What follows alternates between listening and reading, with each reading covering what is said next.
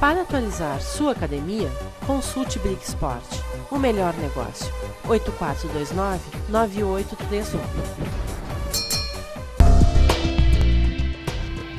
Seu futuro nas suas mãos. Conclua o ensino médio. Retome o controle da sua vida. Curso definitivo tem EGAD e outros vários cursos técnicos. A sua chance de definir e concluir seus estudos. Definitivo. Rua Tapajós 39, quase esquina Cis Brasil. Fone 3362-5299. Bairro Cristo Redentor. Cursos Definitivo. Olá a todos que estão nos assistindo aqui no Poa TV, canal 6 da NET, no programa Ato. Eu, Roberto Stefani, juntamente com Cristiano Schmidt, estaremos sempre aqui esclarecendo dúvidas a respeito do direito do consumidor a você, telespectador.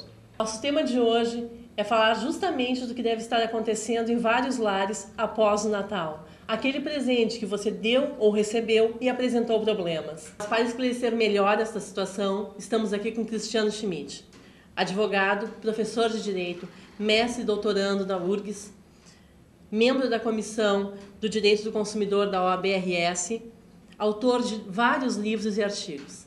Cristiano. Olá a todos, olá Roberta.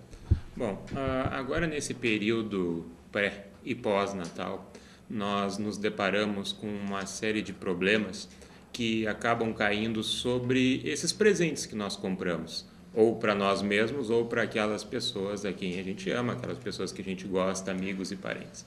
E o que acontece muito nesse caso? Acontece que muitos desses presentes, muitos desses bens, acabam apresentando defeitos, acabam apresentando vícios. E aí a questão é, o que fazer diante desses problemas? Como resolver esses vícios que acabam, então, dificultando ou impedindo o uso que se imagina a partir em cima de um determinado bem? O que acontece quando uma pessoa compra um produto e acaba não funcionando? Bom, quando ocorrer este caso, que pode estar acontecendo com aquele telefone celular que foi dado de presente, ou uma televisão, uma geladeira, fogão, ou até mesmo um brinquedo de uma criança, a primeira sugestão é tentar entrar em contato com o fornecedor. Quem é o fornecedor? Fornecedor, dentro da ideia do direito do consumidor, é o comerciante ou é o fabricante daquele produto. E esse indivíduo é a primeira pessoa que tem que dar uma solução para esse vício, para esse problema, esse não funcionamento que atinge o produto. Então entraremos em contato com ele e tentaremos observar qual é a solução que ele está apontando para que seja sanado então esse defeito.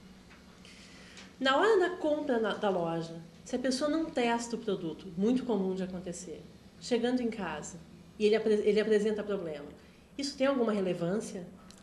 O que acontece? Todo consumidor, pela lei fundamental que cuida dos seus direitos, que é o Código de Defesa do Consumidor, Lei 8.078 de 90, o Código de Defesa do Consumidor diz que todo consumidor é vulnerável. Quem é consumidor está sempre vulnerável frente a um fornecedor.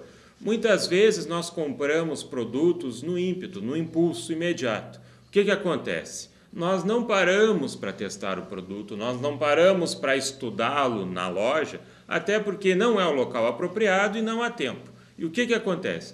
O Código de Defesa do Consumidor disse que o consumidor está amparado frente aos defeitos ocultos, aqueles que eu não consigo observar de pronto, mas também frente aos defeitos de fácil constatação, ou aqueles aparentes. Só que o consumidor, no momento em que ele retirou da prateleira, ele não conseguiu fazer uma análise um pouco melhor e identificar o problema. Então ele comprou o produto estragado.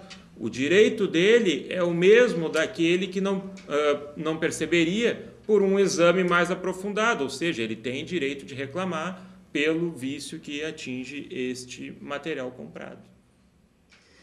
E os vícios ocultos, Cristiano, o que são? Acontece muitas vezes de nós comprarmos um determinado produto e utilizarmos ele por 30 dias, 2 meses, 3 meses e, num dado momento, ele começa a apresentar uma falha que impede, então, o seu funcionamento. O que acontece? Esse é o chamado vício oculto, porque porque ele não é perceptível na hora da compra, nem nas primeiras utilizações desse produto. E o que acontece com o consumidor? Ele está resguardado para reclamar sobre esse vício oculto. O que acontece? A partir do momento em que foi constatado o vício oculto, tem que se fazer uma reclamação formal perante o fornecedor.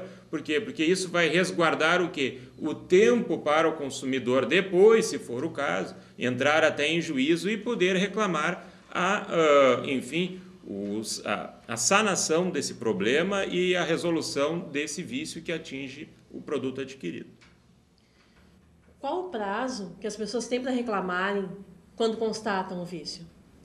Quando nós temos essa figura do vício, quer dizer, o vício o que é? É aquele problema que atinge o bem e torna o bem imprestável. Quer dizer, minha perda patrimonial é justamente o preço que eu paguei por um bem que não funciona. Então, quando eu tenho vício, o que acontece? Supondo que não tenha sido dado garantia para esse bem, o Código de Defesa do Consumidor, no artigo 26, trata de duas situações: bens duráveis e bens não duráveis. Bens não duráveis são aqueles de consumo imediato, em geral alimentos. E bens duráveis, aí nós podemos pensar em eletrodomésticos, um liquidificador, uma televisão, uma geladeira. Se o meu bem é tido como não durável, eu tenho 30 dias para reclamar após a constatação do problema. Se o meu bem é durável, eu tenho 90 dias para reclamar perante o fornecedor sobre o vício que atinge esse bem. Os prazos não são muito longos e é interessante observá-los, até justamente para o quê? Para não se deixar passar o tempo e aí então não haver mais como pedir um auxílio ao Poder Judiciário e tentar resolver aquela situação, porque todas as ações em geral, quando nós entramos em juízo, elas têm um prazo para serem propostas. Fora desse prazo, nós não seremos atendidos. Observando, constatando o defeito, o que a pessoa deve fazer? Bom, se após o contato com o fornecedor não tiver uma resposta apropriada, o que o consumidor pode fazer? Ele pode procurar o PROCON de sua cidade, né, ou pode procurar também o PROCON do Rio Grande do Sul, pode procurar esse atendimento via internet, inclusive, ou por telefone, e registrar o que aconteceu, passando os dados do fornecedor, os dados do produto, os dados da compra, que este órgão vai tentar entrar em contato com esse fornecedor e ver se há uma possibilidade, então, de concluirmos essa venda e resolvermos o problema do consumidor. Ou também o consumidor pode buscar um auxílio de um profissional, um advogado, um defensor público, e quem sabe é o caso de, havendo muita resistência por parte do fornecedor, entrar com uma ação judicial contra este indivíduo e dali sair com uma sentença condenando esse fornecedor a dar um outro produto equivalente ou a restituir o valor pago por aquilo que não funciona. Quem responde judicialmente pelo vício no produto? Qualquer um que esteja vinculado a esse produto passa a ser, então, responsável pela qualidade do mesmo. Quer dizer, tanto o comerciante, a loja X, a loja A, a loja B, quanto quem produziu o celular A, B ou C, todos esses, diante de um defeito nesse aparelho,